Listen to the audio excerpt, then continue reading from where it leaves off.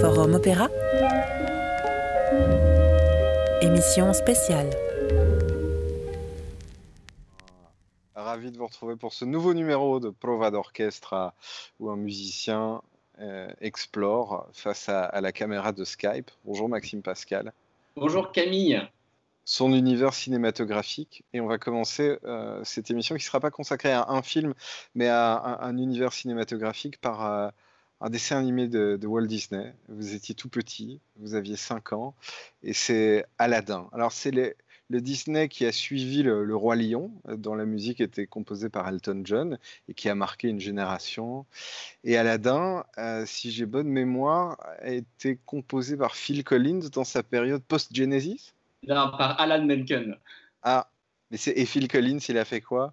Et je sais pas. Non, c'est vrai, moi j'avais le souvenir que c'était composé par Phil Collins. Alors racontez-nous. C'est bien parce que Camille, c'est bien parce qu'on parle de films qu'on n'a pas vus depuis longtemps là, donc du coup ça va être intéressant. Mais je suis très content qu'on fasse comme ça puisque Proust nous racontait que le souvenir est plus précieux que l'objet dont on se souvient, donc on va parler de souvenirs de films là. Ça va être, je pense que ça va être le motto.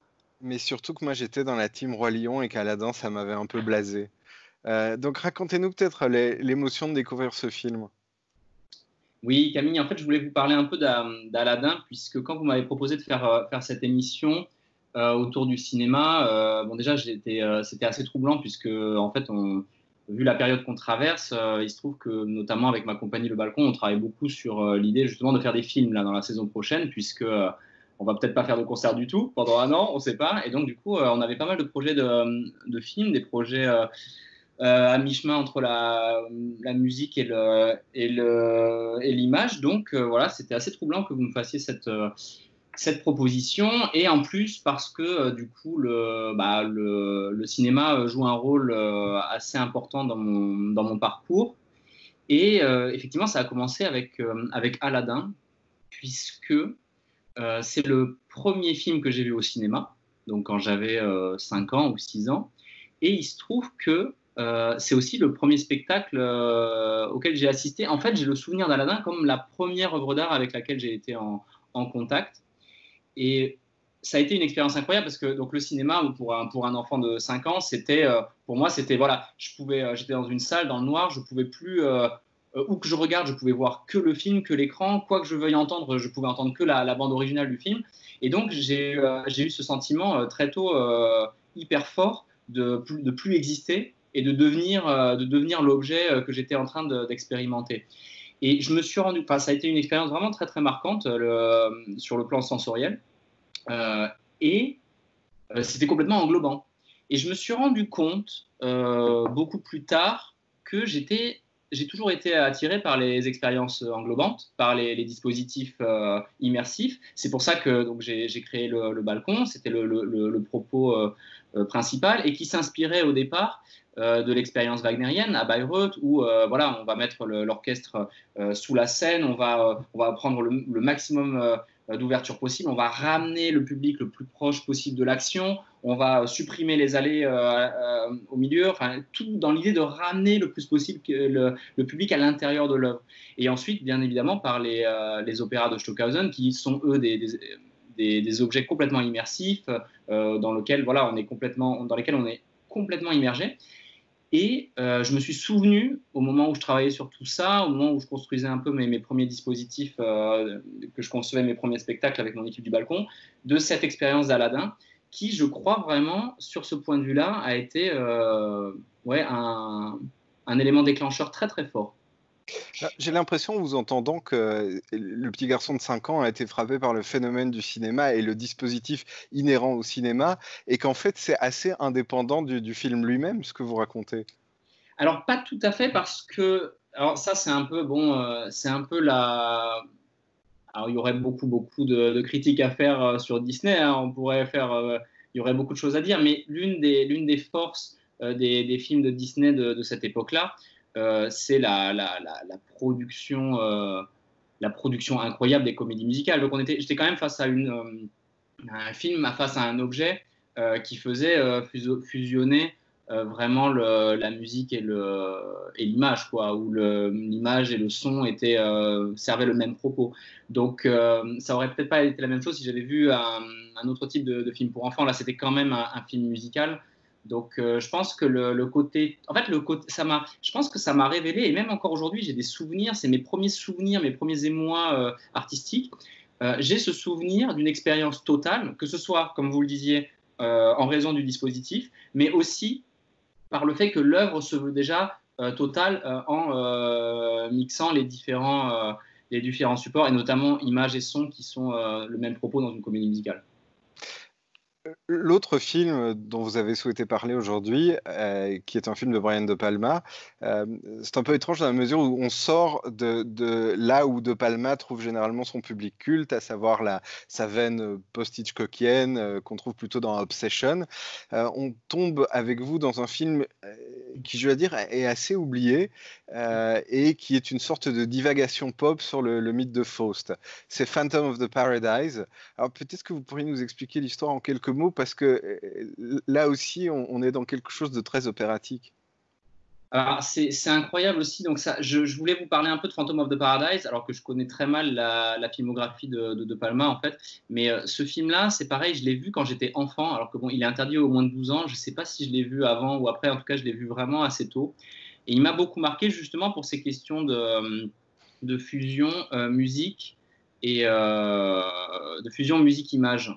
Et autant dans Aladdin, c'était complètement inconscient, autant la première fois que j'ai été saisi consciemment par un objet qui mélangeait la musique et l'image de manière complètement unique comme ça, c'était Phantom of the Paradise. Donc, le propos s'y prête puisque donc c'est aussi une comédie musicale. Ça raconte l'histoire d'un compositeur, organiste et chanteur qui écrit une cantate et qui va en fait vendre sa cantate à un producteur qui s'appelle Swan, et qui en fait c'est ça qui est tout de suite incroyable dans l'histoire, c'est que le producteur dans le film c'est le compositeur de la musique du film, Paul Williams. Paul Williams.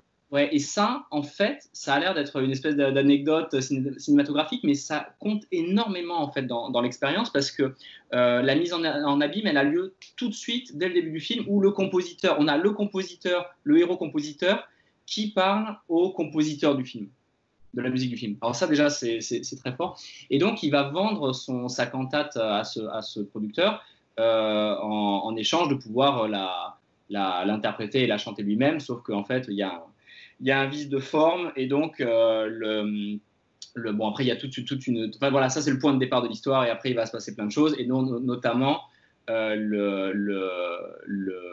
héros va subir un accident et devenir le Phantom of the Paradise. Le Paradise, c'est le théâtre du producteur dans lequel est jouée la cantate, et il va donc devenir une espèce de monstre incroyable. Il faut quand même dire, si vous me permettez, qu'il y a vraiment un côté contondant. C'est que non seulement il a un accident, mais il a le visage brûlé en étant, je crois, inséré dans une presse à disques. Voilà. En fait, c'est exactement ça qui m'a vraiment marqué. C'est que en fait, tout ce qu'on voit à l'image, c'est de la musique. Donc on entend la musique, c'est une comédie musicale, mais tout ce qu'on voit, c'est de la musique. On voit l'organiste, on voit le compositeur, les décors sont le théâtre, le studio, la prison studio du monstre plus tard. Et par exemple, donc le monstre, le héros est défiguré et il est défiguré par une presse à disques. Et son souffle, le souffle du monstre est musique, sa voix et musique, puisqu'il est transformé lors de son accident, sa voix est détruite, son souffle est détruit, et donc sa voix ensuite est distordue, et on va retrouver d'ailleurs le souffle de Dark Vador de Star Wars. Pour l'anecdote, Phantom of the Paradise date de 74, La Guerre des Étoiles date de 77, et on sait que George Lucas traînait dans les parages au moment du tournage de Phantom of the Paradise, et en fait l'anecdote dit, je ne sais pas si c'est vrai, mais que donc à la sortie de Star Wars, George Lucas aurait reçu un appel de Brian De Palma qui lui dit bon, ton Dark Vador là, puisque en fait le souffle de Dark Vador, c'est le souffle du fantôme of the Paradise, mais qui est musique, qui est un souffle transformé. Il y a une vraie expérience de transformation de la voix. La voix est transformée, la voix devient monstrueuse, et ça aussi, l'expérience du monstrueux en musique, expérimenter le monstrueux en musique, c'est pas si courant. Messiaen disait carrément, Olivier Messiaen, que le sentiment monstrueux ne pouvait pas être rendu en musique. Ça, c'est très beau parce que venant de quelqu'un qui a une espèce de foi mystique en la musique, qui voit comme un art qui nous dépasse et qui nous transcende et qui nous transforme, bah, en fait, il dit, bah, voilà, le monstrueux n'a pas lieu d'être en musique. Et ben là, on a une véritable expérience du monstrueux, ce qu'on retrouvera aussi beaucoup chez un compositeur avec lequel j'ai beaucoup travaillé, Michael Levinas. On retrouve ça à l'idée des voix transformées, notamment dans la métamorphose de Kafka, où la voix de Kafka est transformée, la voix devient monstrueuse. Et donc voilà, tout ce film m'a beaucoup marqué pour cette idée que tout ce qu'on voit est musique. Et si on a encore un peu de temps, en fait, je voudrais vous raconter pourquoi, en fait, le plus important dans ce film, ce qui m'a le plus marqué, c'est la scène finale, puisque la scène finale, ça se passe dans le théâtre. Il y a un grand spectacle, il y a un grand concert durant lequel, en fait, le producteur va être assassiné par le monstre, par le héros. Et en fait, dans cette scène-là, en fait, on a un vrai spectacle qui se fait, on a un vrai public, et on ne sait plus si on est en train de voir un film ou si on est en train de voir un vrai spectacle, et on voit les cadreurs, c'est-à-dire qu'on voit les caméras à l'écran comme ça, c'est ce qui est complètement incroyable.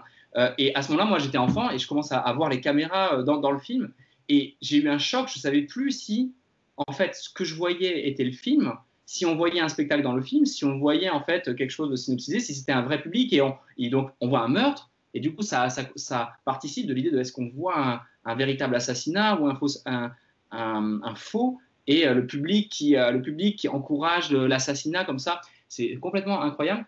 Et ça m'a marqué, et ça m'a montré, ça a été une des premières fois où j'ai senti la puissance de la musique. Que la musique comme ça, à l'intérieur d'un film, que le spectacle, l'énergie du spectacle, l'énergie de la musique pouvait exploser le cadre, pouvait sortir de l'écran comme ça. Et c'est ce qui se passe dans ce film-là, dans la scène finale. Et j'ai pas trouvé ça, enfin j'ai trouvé ça ailleurs dans d'autres films. On pourrait en parler, mais en tout cas, c'est assez rare. Et j'ai perçu ça pour la première fois étant enfant dans Phantom of the Paradise. Ce qui est intéressant dans le cas de Palma,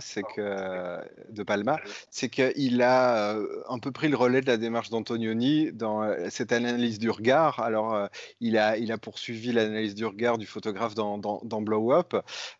Et le dernier film d'Antonioni, qui a été une toute petite séquence qu'on peut trouver dans YouTube, ça s'appelle Il Sguardo di Michelangelo, où on voit Antonioni en train de regarder la sculpture de la tombe de Jules II faite par Michel-Ange au Vatican, et en fait on filme à la fois l'œuvre et à la fois le regard du réalisateur. Cette interrogation sur le regard et l'œuvre, qui est l'observateur de quoi finalement, on a aussi été les témoins d'une recherche par rapport à l'ouïe et l'écoute dans le monde de la musique. Oui, c'est exactement ça. En fait, on est dans Phantom of the Paradise, on a le compositeur du film en train de regarder, écouter et subir son œuvre, puisqu'il l'a subi dans le film. Et c'est la même chose pour le compositeur de la musique du film, qui lui joue le rôle du producteur. En fait, on est un peu au-delà de la mise en abîme, on va très très loin, mais effectivement, il y a une mise en scène de ce regard et de cette écoute, et surtout du public. C'est-à-dire que le public est un vrai public. Le public est un vrai public. Le public qui soit un public filmé dans le cadre d'un tournage ou un public qui écoute l'œuvre, en fait, c'est la même chose, et c'est ça qui est ultra puissant et qui nous saute à la gorge et aux yeux dans cette scène finale. Ouais. Et ce qui est intéressant aussi, c'est que ce fantôme a décidé d'assassiner tous ceux qui s'emparent de sa musique, donc tous ceux qui en deviennent les interprètes. Au début du film, le groupe de Juicy Fruit s'est massacré, je crois, sur un accident. Et puis à la fin, il y a une sorte de héros tragique, de guitariste historique qui est électrocuté par le jet, si je me souviens bien, d'un éclair en néon. Mais ça aussi, c'est très le balcon. Peut-être que c'est une des sources. Peut-être que c'est une. Enfin, voilà, oui, c'est vrai. En tout cas, il y a beaucoup d'inspiration, le côté complètement fantasque, jubilatoire, complètement incroyable, le côté monstrueux, qui est quelque chose qui évidemment est très présent dans la plupart des productions du balcon. Le goût pour l'étrange, le goût pour le bizarre, le goût pour le transformé. Oui, c'est juste le goût pour aussi toute une esthétique de la mise en abîme. On la trouve dans, je pense, tous les spectacles du balcon aussi.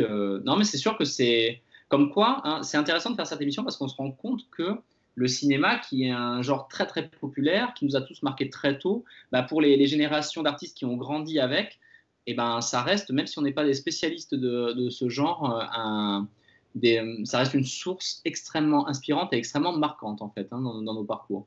J'imagine qu'il infuse l'inconscient pendant toute la vie d'un artiste.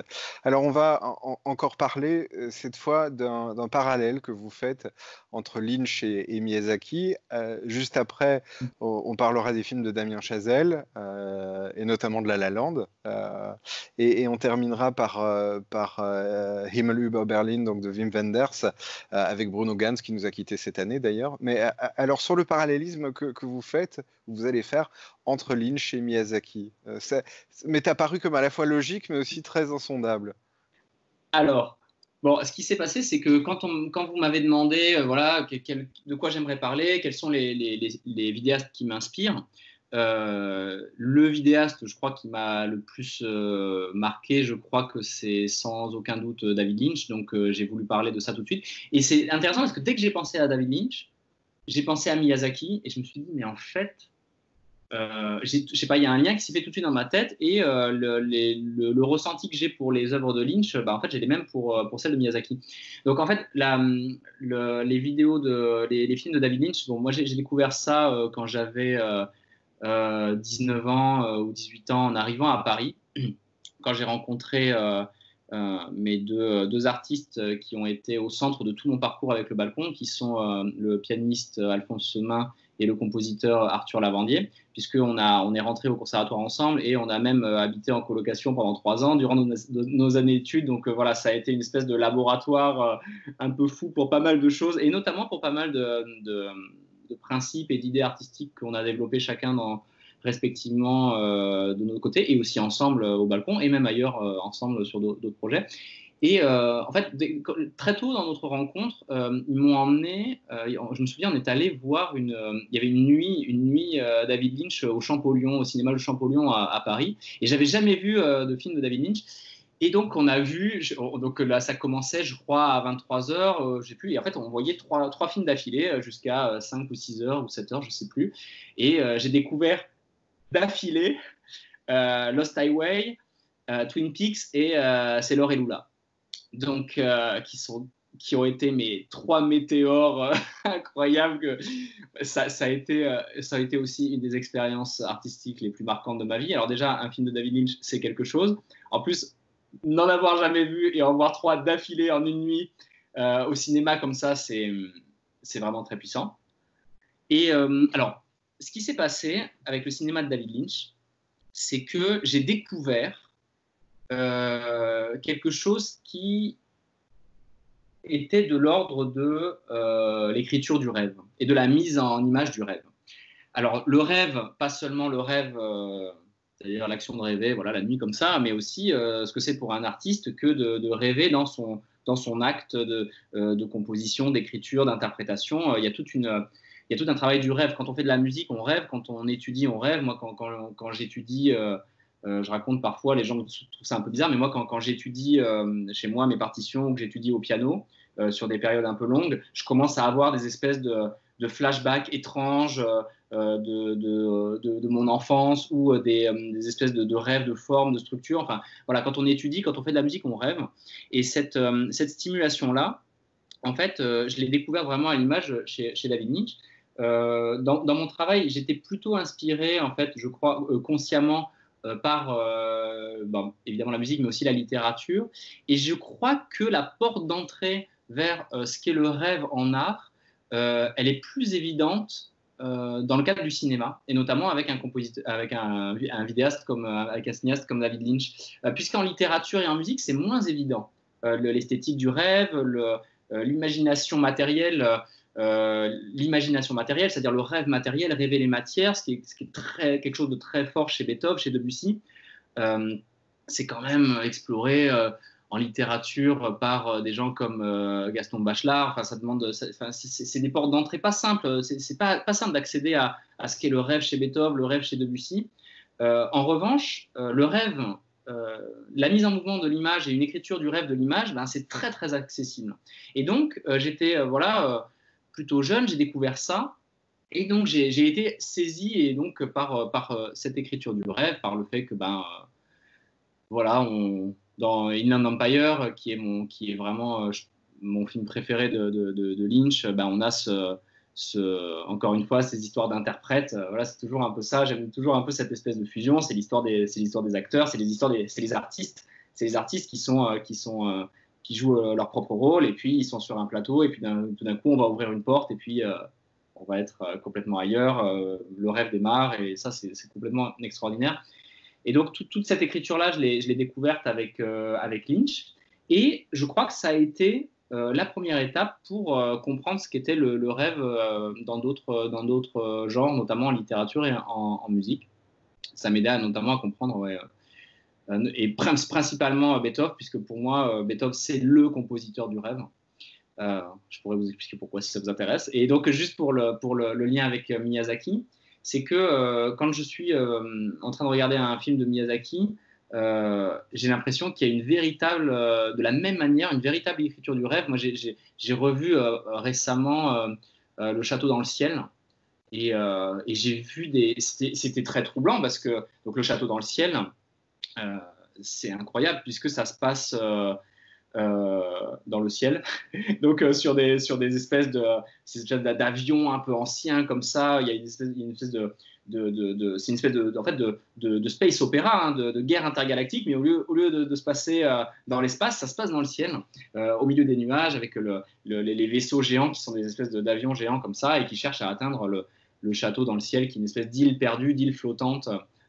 Et en fait, moi, je rêve souvent d'avions, je rêve souvent de nuages, je rêve souvent de structures, de châteaux un peu étranges. Je rêve souvent que je suis dans une ville avec voilà, les trottoirs dans tous les sens, les fontaines dans un sens et le trottoir dans l'autre. Enfin, bon, je rêve.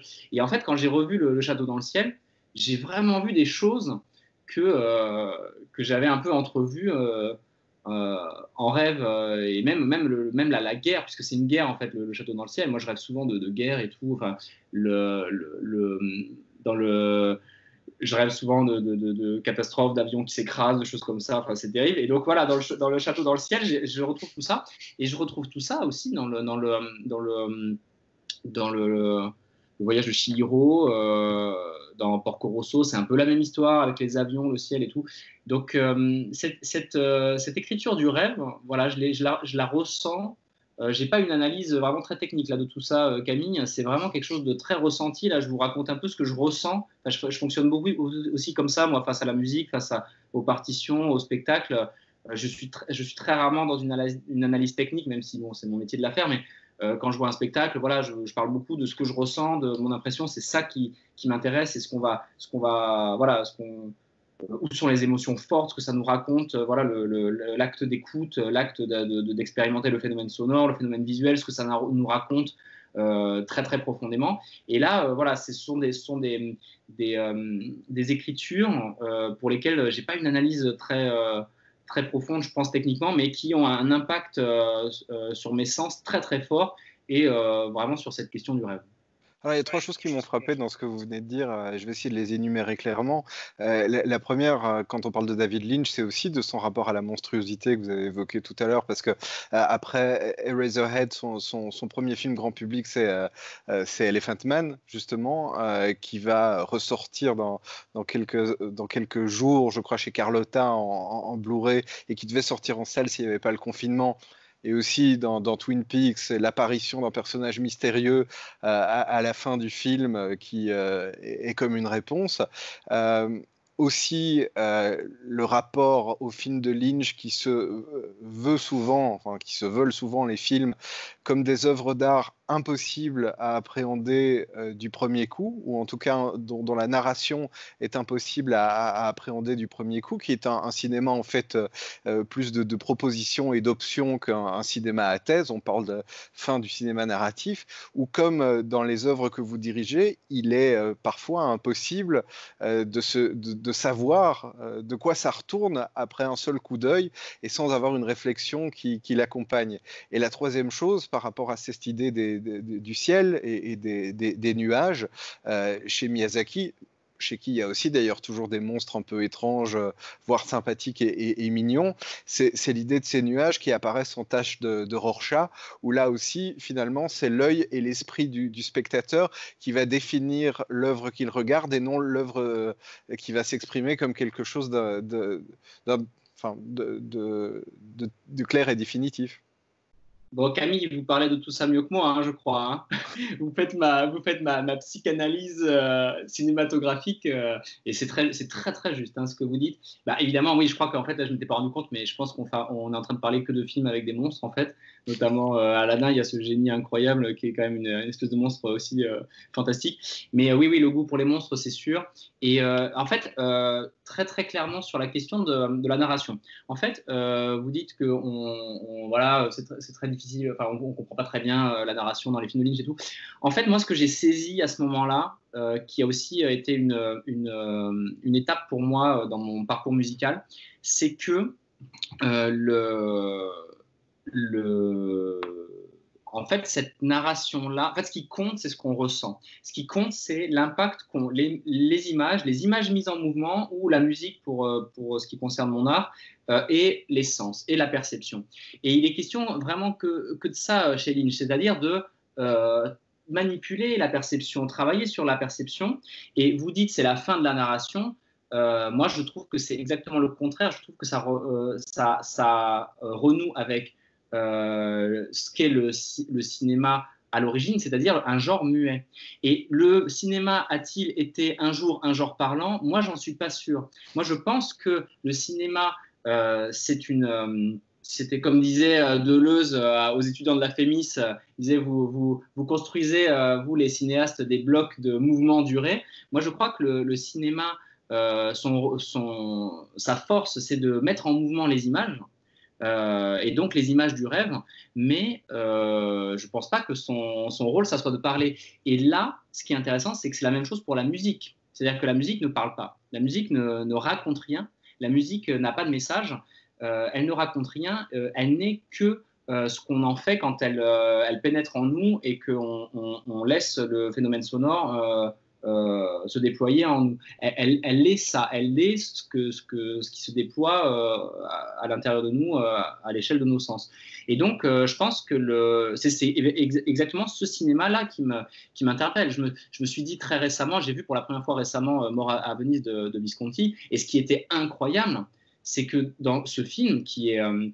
donc qui raconte un peu, il y a un personnage qui est une espèce d'avatar de Gustave Mahler qui est face à un jeune homme qui trouve une beauté incroyable, et il est face à cette beauté comme ça et qui va le rendre malade jusqu'à le tuer, et en fait dans le film les personnages ne parlent pas, ne parlent jamais, et ne parlent jamais.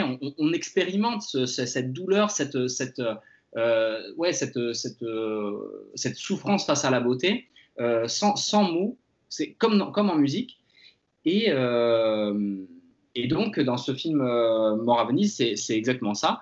Et ça m'a fait me dire à la fin du film, alors qu'en plus, c'est tiré d'une nouvelle de Thomas Mann, donc c'est en plus issu d'un genre littéraire, mais là, le film est quasiment muet. Et je me suis dit, le premier truc que je me suis dit, ça, j'ai été balayé par le film, et je me suis dit, ça, c'est du véritable cinéma parlant. Je me dis, là, le cinéma parle. Là, le cinéma, parce que souvent, je trouve que, c'est pas que je trouve que le cinéma parle pour ne rien dire, mais je trouve que l'élément texte au cinéma, je pense qu'il n'est pas forcément toujours bien à sa place. Et donc là, je me suis dit, ça, c'est du vrai cinéma parlant. Et c'est exactement, quand vous dites, est-ce que c'est la fin de la narration chez Lynch? Moi, je trouve pas. Je trouve que c'est exactement le contraire. Je trouve que c'est du véritable cinéma parlant, Lynch. Et c'est la même chose pour Miyazaki. Ce qui est intéressant quand on lit la nouvelle de Thomas Mann après avoir vu le film, c'est qu'il y a un élément qui est totalement absent du film qui est le seul élément qui finalement rassure un peu Eschenbach, qui est ce personnage d'écrivain illustre qui dans le film devient un compositeur. C'est que quand il voit Tadzio, l'objet de sa fascination, la fragilité et la mort de Tadzio, induite par sa fragilité, le rassure et en fait le délecte. Et pour poursuivre dans cette voie-là et pour rejoindre la thématique précédente, Eschenbach à la fin meurt, mais il devient aussi un peu un monstre sur cette plage avec son maquillage grotesque et sa teinture de cheveux qui lui coule dessus. Là aussi, on est dans une sorte de démarche où le personnage se transforme en monstre. Mais complètement, il y a une métamorphose, comme chez Kafka, il y a une transformation de l'artiste en monstre, et il y a une transformation de la ville en monstre, puisque ça se passe à Venise en 1911, je crois, au moment où épidémie de choléra. Maintenant, il y a une épidémie incroyable de choléra qui se déclenche. Il y a une épidémie folle, et le fond du film, enfin les événements se passent sur fond d'épidémies qui naissantes comme ça, et donc la ville se transforme. L'environnement, on passe d'un environnement extrêmement balnéaire, luxueux, on est à la plage à Venise, c'est sympa et tout, et la ville se transforme en monstre, et il y a une métamorphose comme chez Kafka, de l'artiste, de son environnement, et c'est extraordinaire ce film. Alors ensuite, avant de conclure, il y a une étape importante dans votre imaginaire lié au cinéma, c'est Damien Chazelle. Réalisateur qui commence par signer un film sur la musique, qui continue en faisant une comédie musicale et qui termine par la quête de l'homme vis-à-vis de soi-même, mais dans le cadre de la quête de l'espace. Alors, ce qui est intéressant, c'est que je crois qu'il n'y a quasiment pas de monstre chez Damien Chazelle, si ce n'est le prof de batterie, à la limite, si on veut vraiment en trouver un. Qu'est-ce qui vous a intéressé dans ce cinéma ? Oui, en fait, je voulais juste dire un mot sur ça, puisque quand même, bon, il y a beaucoup de cinéastes dont on aurait pu parler et qui m'ont beaucoup marqué et qui sont vraiment des grands génies. D'ailleurs, on n'a parlé que d'hommes, là c'est un peu dommage, il y aurait aussi beaucoup de femmes dont on pourrait parler, mais en tout cas, juste sur Damien Chazelle, ce qui est vraiment, ce que je voulais dire, c'est que comme chez David Lynch est un musicien, et Damien Chazelle est aussi un musicien. Et il y a quelque chose, c'est quand même quelqu'un qui est très critiqué, il a été quand même très critiqué pour La La Land, et je trouve que, je voudrais quand même qu'on lui reconnaisse, ce qui m'a beaucoup intéressé dans ses films, c'est qu'il écrit l'image quand même comme on organise un peu la musique, et il compose les plans et le rythme de son film comme on compose une musique. Donc ça, c'est quand même assez intéressant à noter. Whiplash, Whiplash, il y a un côté un peu... c'est aussi pour dire aux gens que les artistes ont tous connu ce genre ou quasiment la totalité, ce genre de personnage, parce que ça raconte l'histoire d'un professeur qui est extrêmement rigoureux, voire sadique et méchant avec son élève, et donc son élève qui joue de la batterie en fait, et lui il est prof de jazz, et ça pose beaucoup de questions sur le rapport à l'enseignement de la musique, sur le rapport à la recherche de l'excellence, qui est quelque chose qui démarre très tôt en musique, dès qu'on commence nos instruments à l'âge de 4, 5, 6 ans, et on est tout de suite confronté à des choses qui nous dépassent complètement à ce niveau-là, et donc la recherche de l'excellence, voilà, on a tous connu ce genre de monstre aussi, et donc c'est quand même quelque chose que je voulais dire. Et sur La La Land, avant de passer à La La Land, si vous permettez, j'aimerais qu'on parle un instant de Whiplash, parce qu'on est là dans le cadre d'une émission musicale, et il faut reconnaître à Chazelle, moi qui déteste La La Land, que dans Whiplash, il a vraiment été précurseur, parce que c'est un film qui est réalisé avant l'époque MeToo, et qui en fait s'intéresse à la persécution d'un élève par un professeur de musique, et qui pose une question sans jamais tenter de la résoudre. Cette persécution exercée par le professeur sur l'élève à des résultats indéniables, est-ce une méthodologie acceptable? Et on voit, il n'y a qu'à observer quelques masterclass de profs de piano, par exemple, on voit que c'est quelque chose qui a été normatif dans l'enseignement et qui aujourd'hui est interrogé. Mais l'interrogation va-t-elle quelque part détruire des futurs génies musicaux? Non, mais c'est exactement ça, le sujet du film, il est très profond. On a tous vécu une pression psychologique très forte venant d'une personnalité comme ça, un peu autoritaire et comme une espèce de gourou aussi. Enfin, on a tous connu ça, donc, et, euh, et donc ça dépasse un peu la notion de morale, la notion de bien et de mal, comme vous dites. Bon, bah, on est passé par là, certains, et donc c'est quand même quelque chose de, j'ai pas de réponse, mais en tout cas c'est un film qui a vraiment beaucoup de valeur pour moi et pour, je pense, pour beaucoup de musiciens et donc du coup pour les autres. Franchement, ouais, ça pose des questions, bah, celles que vous venez de souligner. En fait, ça pose ces questions-là et je pense, qui sont vraiment très très parlantes pour un musicien. Alors, La La Land, film visuellement magnifique et qui vous a énormément touché. Oui, Camille, ça vous a plu La La Land ou pas? Moi, c'est drôle, mais je connais tellement de gens qui ont adoré La La Land qu'en fait, j'ai commencé à le regarder en me disant, mais je vais adorer. Et puis, dès la scène de l'autoroute, qui est la scène d'ouverture, je me suis dit, mais non. Et j'ai entendu un critique anglais dire un jour, ça m'a beaucoup fait rire, et finalement, c'est pas faux. Pourquoi est-ce qu'il a voulu faire une comédie musicale avec des gens qui savent ni chanter ni danser? Et quelque part, c'est ça qui m'empêche de rentrer totalement dans ce film.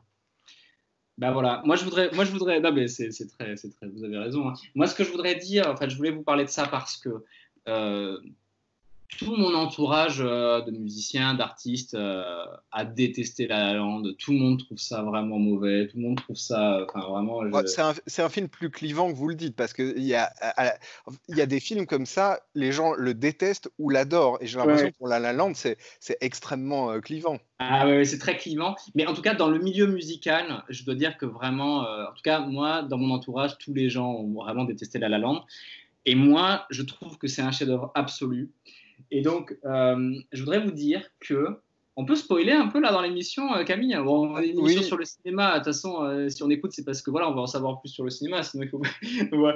Non, en fait, la scène finale de La La Land, bon, déjà au-delà du film que je trouve très beau, mais bon, après, il y aurait durant le film il y aurait un débat incroyable à avoir techniquement sur beaucoup de choses. Mais en fait, la scène finale de La La Land nous raconte quelque chose de très très fort et m'a aidé à comprendre des choses. C'est que donc l'artiste, à la fin, on suit la timeline, on suit deux timelines de l'artiste. Une timeline dans laquelle il a choisi un chemin et une timeline dans laquelle il a choisi un autre chemin. Alors ça peut paraître un peu cheesy comme ça, le côté, bon ben voilà les choix, oui dans la vie on fait des choix, ben voilà, évidemment ça change les destinées et tout. En fait là la question est beaucoup plus complexe que ça. La question est beaucoup plus complexe que ça parce que euh, elle nous raconte et elle montre à tout le monde, aux artistes et au monde entier, ce conflit qui existe chez tous les artistes entre le monde intérieur et le monde extérieur. Nous, les artistes, les musiciens, même si notre métier, c'est de partager, c'est de jouer, il y a toute une dimension sociale, évidemment. La musique, elle n'existe que dans le partage, dans le fait de pouvoir émettre des ondes que vont recevoir d'autres, et donc voilà, ressentir les choses ensemble, bien sûr, mais tout le parcours musical et artistique d'un être se fait à l'intérieur de lui-même, okay, avec, en se construisant avec tous les liens qu'il va tisser avec son environnement, ses professeurs, ses amis, tous les gens avec qui il va jouer, tous les gens qu'il va rencontrer, tous les artistes qu'il va lire, les compositeurs qu'il va découvrir. Mais tout ça, ça se construit à l'intérieur de lui. Et tout autour de lui, il y a un monde social. Il y a un monde social, il y a un monde sentimental, il y a un monde amoureux. Et ces deux mondes-là, en fait, il existe chez les artistes une dualité entre ce monde-là. On nous dit, moi, vous savez, je passe ma vie à faire de la musique. Moi, ce que j'aime dans la vie, si on me demande c'est quoi, alors c'est quoi tes passions en dehors de la musique, bon, j'en ai plein, mais moi, ce que j'aime dans la vie, c'est étudier les partitions, ou jouer la musique, ou répéter, ou faire un concert. C'est ça que j'aime. Et quand on me dit, oui, mais en fait, bon, il y a aussi quand même la vraie vie. Tu devrais prendre des vacances. Il faut voir sa famille. Il faut se faire à manger. Il faut s'occuper de soi. Il faut se reposer. En fait, c'est très intéressant parce que c'est juste, mais eh ben, c'est pas forcément la vraie vie. Les gens disent c'est ça la vraie vie, et c'est Proust qui nous dit ça. Proust nous dit dans la recherche du temps perdu que, bah, en fait, Proust le mondain, Proust qui connaît l'expérience sociale, qui connaît l'expérience amoureuse, qui connaît l'expérience sentimentale, Proust nous dit à la fin, c'est-à-dire au moment où il commence à écrire, mais à la fin, en fait, pour lui, à l'aboutissement de son parcours, nous dit la vie véritable, la vraie vie, c'est l'acte d'écrire. C'est-à-dire que Proust nous dit, mais en fait, ma vraie vie, c'est quand j'écris. Et donc, La La Land nous montre ça. Elle nous montre, en fait, en nous montrant ces deux timelines à la fin, et surtout ces deux timelines qui se finissent avec l'artiste qui se regarde. On parlait du regard tout à l'heure dans Phantom of the Paradise. On voit le pianiste qui s'écoute et se regarde lui-même en train de jouer. Et en fait, à ce moment-là, on prend conscience, les artistes et tout le monde, de la dualité incroyable qui existe entre le monde intérieur et le monde extérieur d'un artiste. Et c'est comme le yin et le yang. Et ça, c'est dans un parcours d'artiste, l'objectif, c'est de créer l'harmonie, de créer l'équilibre entre ces deux mondes-là. Mais c'est beaucoup plus fort que juste c'est sa passion, il joue du piano, c'est sa passion, et du coup il a mal fait les choses avec sa copine, et à la fin du coup il se sépare. Non, c'est pas ça. Le monde intérieur pour un artiste, c'est quelque chose d'infini, et le monde extérieur, c'est pareil pour tout le monde. Donc cette dualité là, cette rencontre là, elle est mise en image et elle est rendue visible par Damien Chazelle. Donc moi je trouve qu'on devrait quand même même si ça a été un succès énorme, donc La La Land n'a pas besoin de ça, mais je trouve que dans le monde musical on devrait être un peu plus respectueux de ce que ça montre, parce que c'est vraiment un geste, ça nous montre quelque chose d'extraordinaire. Oh, c'est quand même un des cinéastes les plus célébrés aujourd'hui, donc ça c'est rassurant.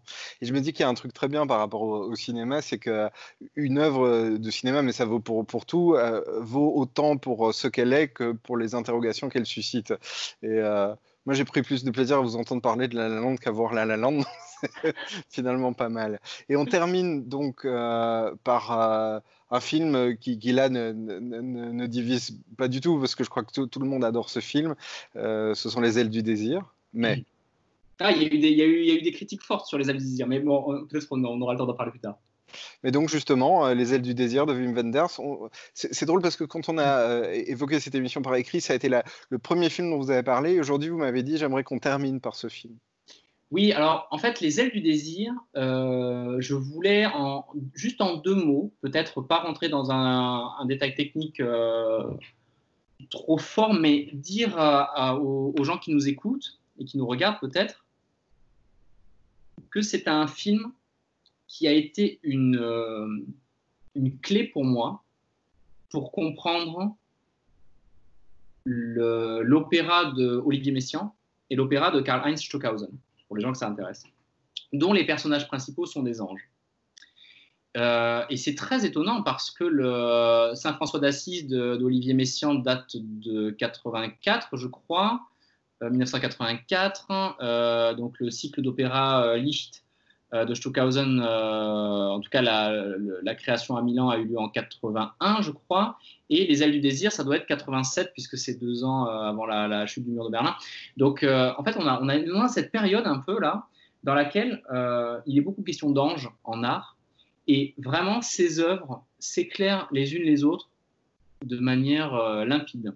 Alors en plus de ça, on a quelqu'un d'autre dans la boucle, au-delà de Wim Wenders, Messiaen et Stockhausen, c'est Rilke, puisque donc dans Les Ailes du désir, on a toute une grande partie du texte qui vient des élégies de Duno. Donc en fait, Les Ailes du désir, ça raconte l'histoire d'un ange qui vit sur les toits de Berlin, qui observe les humains, qui observe la Terre, et qui tombe amoureux des humains.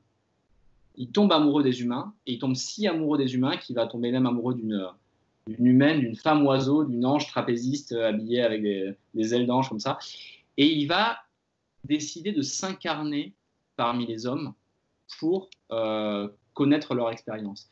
Et c'est très beau parce que on se rend compte, on comprend ce qu'est l'ange de Saint François, on comprend dans Les Ailes du désir ce que sont les personnages principaux de Licht de Stockhausen, qui sont des anges aussi. On comprend que les anges ne vivent pas, n'ont pas il n'y a pas de temps pour les anges. Messiaen nous dit ça dans la fin du Quatuor pour la fin du temps. Il dit l'ange de l'Apocalypse, il met un pied sur la mer, un pied sur la terre, et il n'y aura plus de temps. Parce que les anges sont intemporels, ils ne vivent pas le temps. Et dans les ailes du désir, on a ça. On a Bruno Ganz, l'ange qui s'incarne et qui dit ah mais ça y est, je sens le café, la chaleur. Et puis il dit ah les jours, les semaines, les mois, les secondes, les minutes, il ressent le temps. Et ça c'est incroyable que les anges observent les humains et sont amoureux de l'expérience humaine. Alors ça c'est magnifique et ça, pour les gens qui s'intéressent, il y a des gens qui s'intéressent au plus grand cycle d'opéra jamais écrit, c'est-à-dire Licht de Stockhausen, qui fait 2 fois la tétralogie de Richard Wagner, je rappelle.